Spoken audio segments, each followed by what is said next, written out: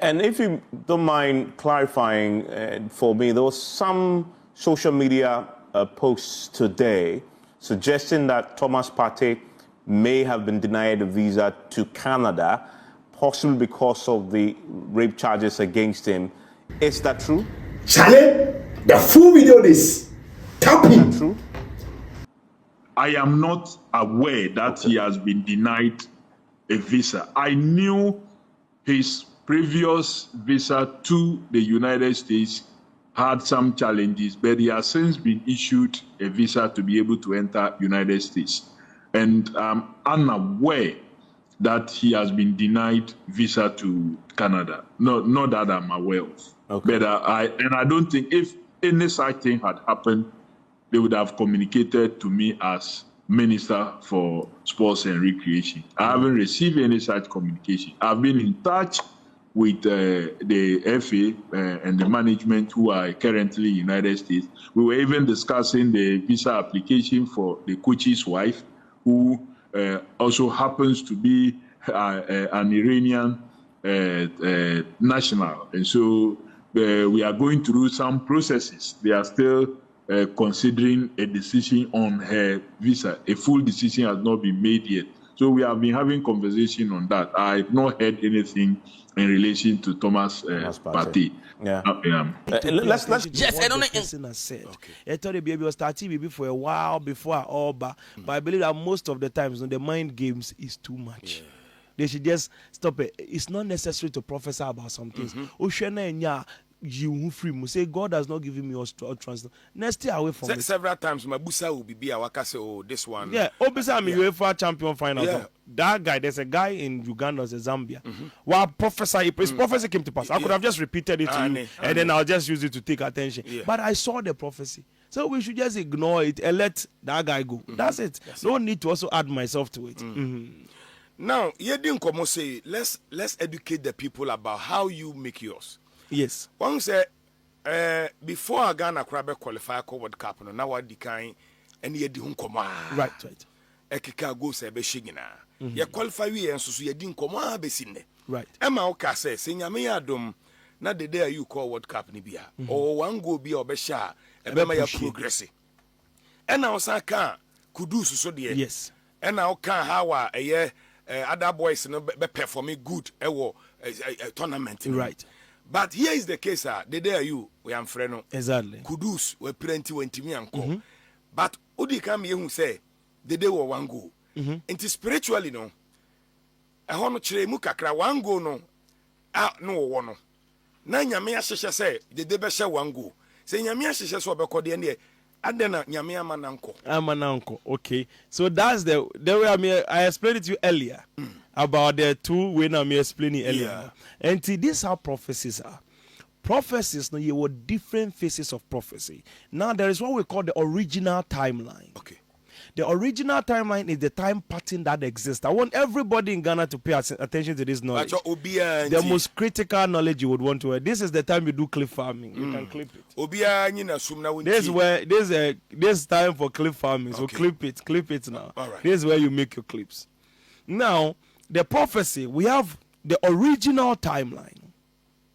The original timeline is the timeline where every single thing is destined, which is what we call the perfect timeline, which means everything that has to happen will happen within that timeline. It's a straightforward timeline.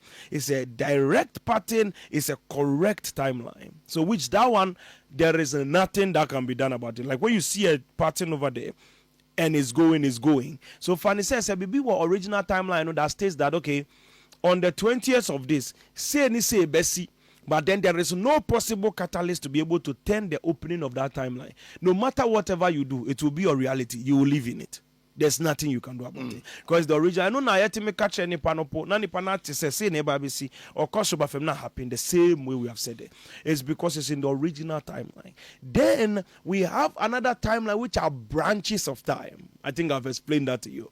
A branch of time is a timeline that certain catalyst has been placed in it for an activation, which simply means say, ebia ye ko World Cup no, ye nyina ye ko no, ye kwa original timeline. No, yeah, Kobe be a report.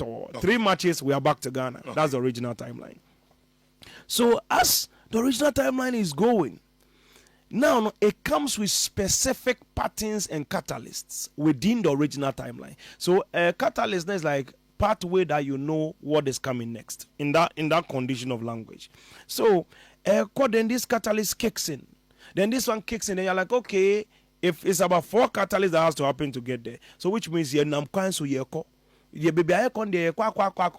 zero. Then there is another option that comes to you, and you're like, you know what?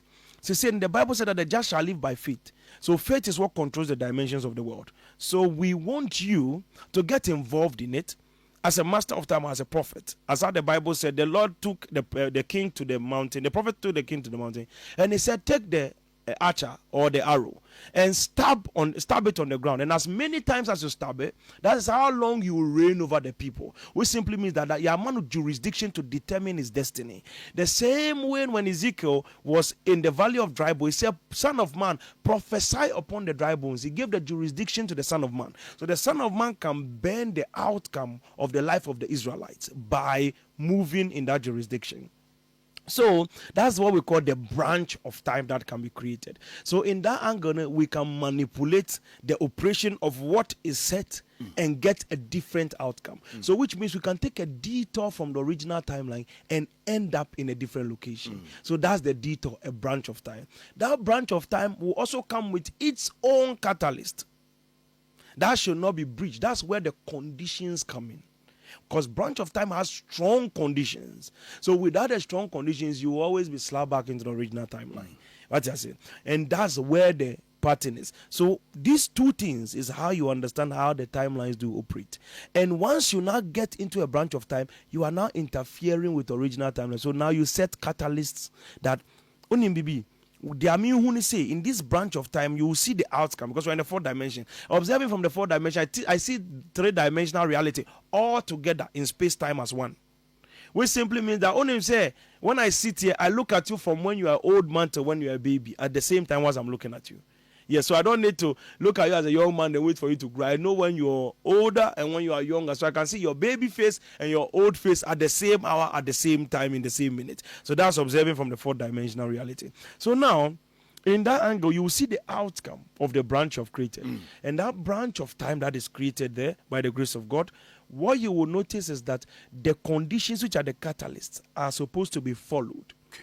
So they say, oh, man, pamuwe, fawe kan we hu. This is the outcome I saw. But because it's a branch of time, human factor can always play a role. Oh, okay. So in the Bible made it very clear in the book of 2 Kings, chapter 3, when they were going, Elisha prophesied a prophecy. He said, make this valley full of dishes, and he made a decree that you will conquer the Moabites. As for the Moabites, said, I will hand them over to you. Now, the people began to conquer.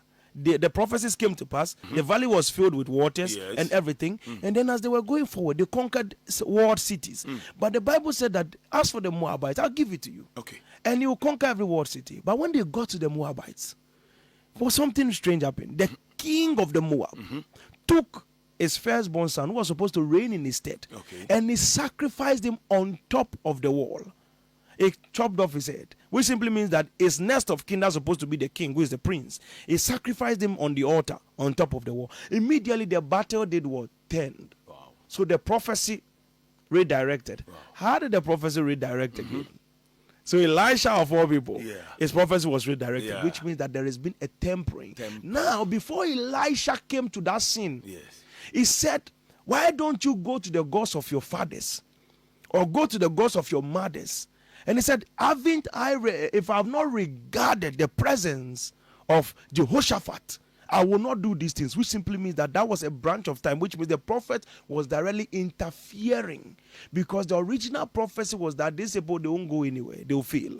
But then I am going to interfere now because I have looked at Jehoshaphat and I'm going to do something about it. And when he did something about it, there is a counter. So branches of time can be counted by human nature and spiritual operation. You see how branches of time do it? So that's what happens in 2 Kings chapter 3. Exactly. Now, don't forget to subscribe, like, share, and leave a comment. Yeah, then. Yapo.